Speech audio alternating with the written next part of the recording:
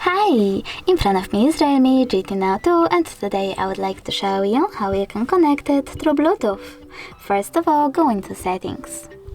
Now you need to select Bluetooth over here and click on the switcher if it's not already on to activate it. Wait for available devices to show up, and when they do, click on the one that you wish to connect to.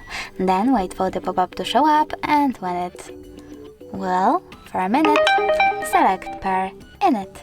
Then wait for this device to accept your connection request, and as you can see, mine was successfully connected. You can always disconnect it though by clicking on this little icon next to the device and choosing unpair.